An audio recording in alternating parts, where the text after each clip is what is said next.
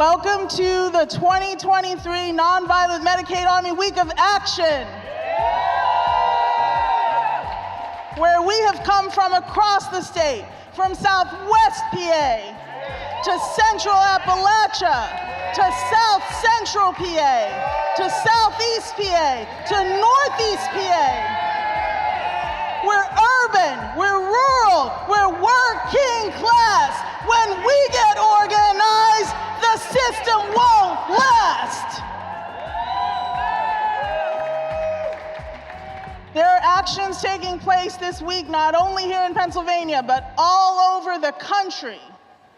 From Wisconsin to Wyoming, from Texas to Georgia, from Indiana to New York, from Vermont to Pennsylvania. The Nonviolent Medicaid Army is on the move. We are on the rise. We are organizing across all lines of division, a politically independent movement for healthcare and all of our human rights. Give it up for the Nonviolent Medicaid Army. And lest I forget, also Maryland, who's in the house with us today. Give it up for Maryland.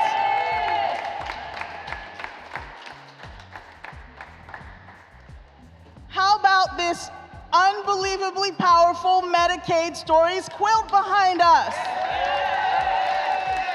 Look how big this thing is.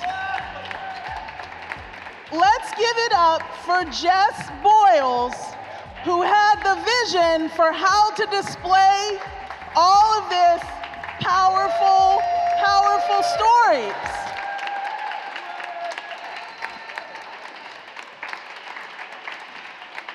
We made this quilt because, as we've been doing Medicaid Mondays since April, calling attention to the fact that 1.2 million people in Pennsylvania stand to lose their health care.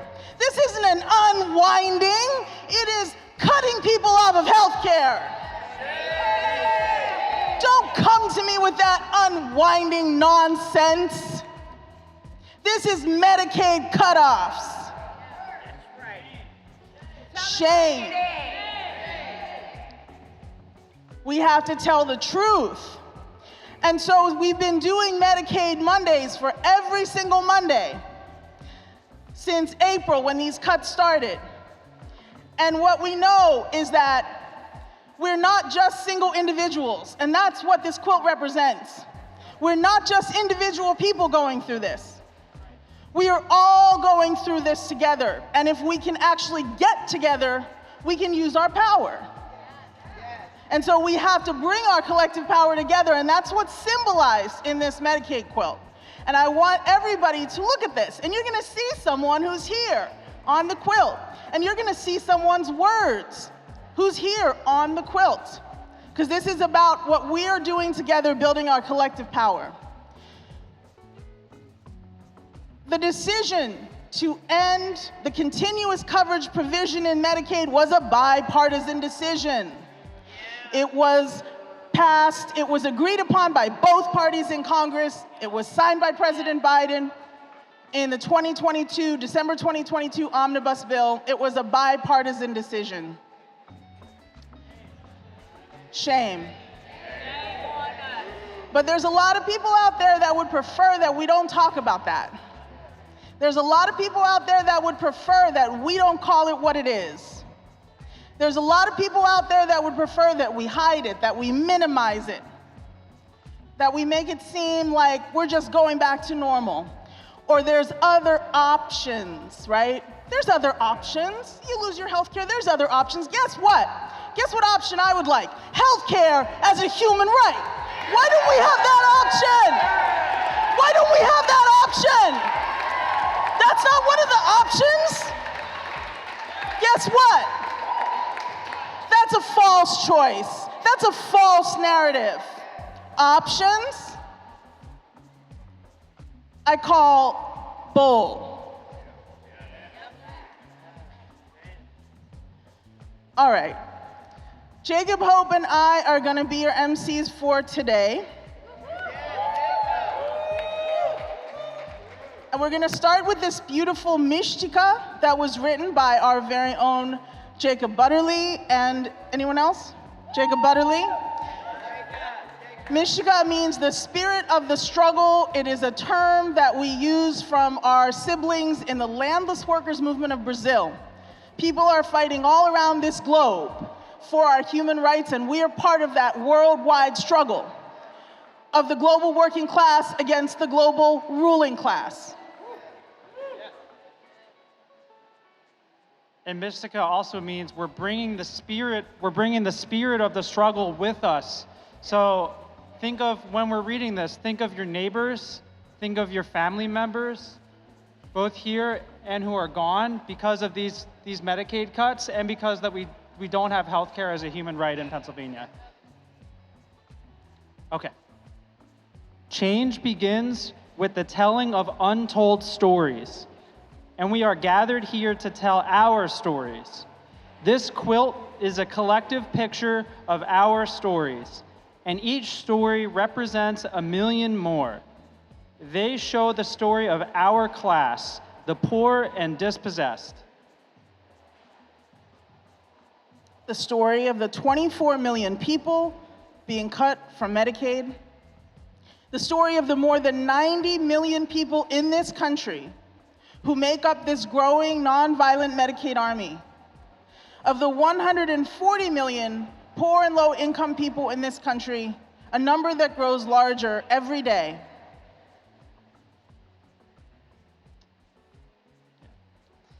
We are here today to tell the fight, plight, and the insight that we, the organized poor and dispossessed, have to offer our sick society.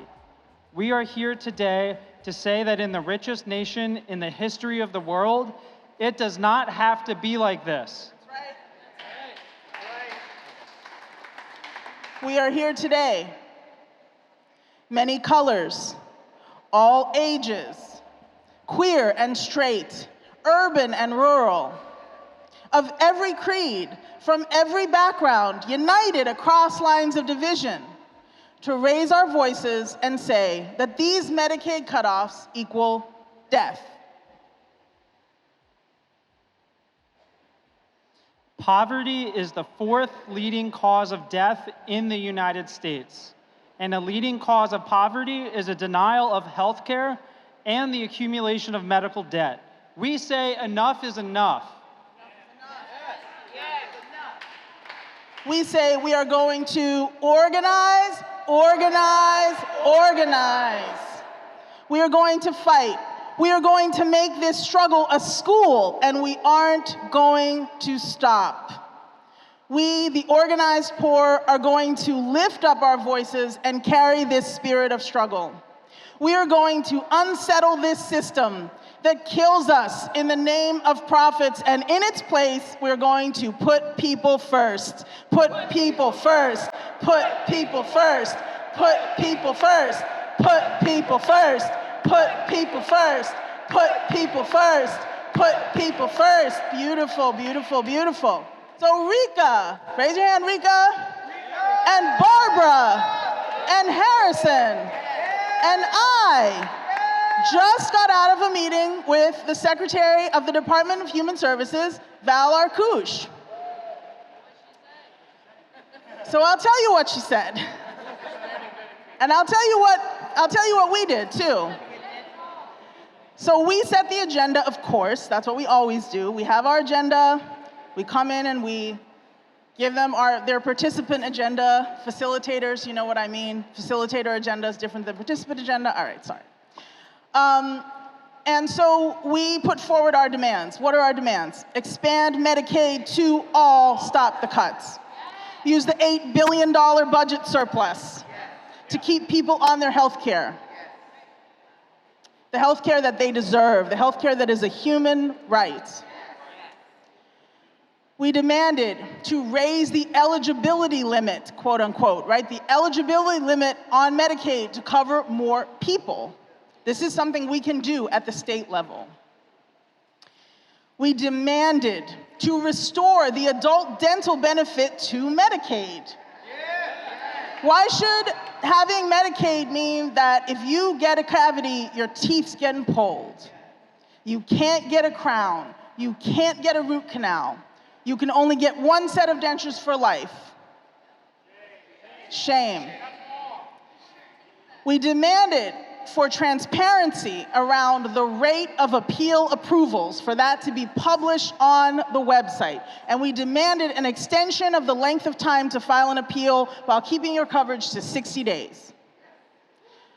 What she committed to and her office committed to, adding into the 2024 budget the full restoration of the adult dental benefit in Medicaid.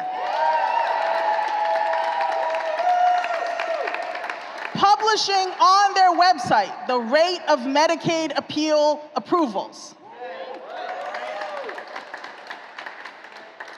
She committed to exploring what it would take to raise the eligibility limit for Medicaid in Pennsylvania. Now, there's sort of a question of like, can we do that at the state level? Our answer is yes, yes, yes. But, you know, maybe they don't know yet or whatever if they can do it. But okay, we'll keep pressuring on that.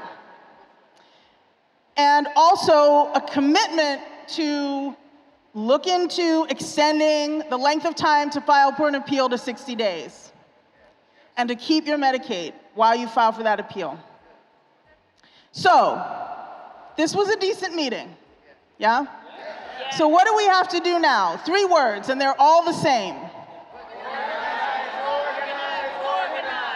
We gotta keep organizing, okay?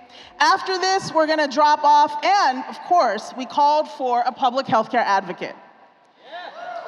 And we shared our report with Secretary Arkush. And so after this event here, we're gonna do a drop off to Governor Shapiro's office. Share the petition, our petition that has now over 800 signatures. When we printed it out, a little bit less. And stories and experiences of people. We handed all those papers over, and we're gonna hand that to Governor Shapiro too. And we're gonna hand him our list of demands, and we're gonna hand him our public health care advocate report as well. So that's what happened today. It's been a pretty eventful day so far, and we're super excited that we're gonna keep it going right now.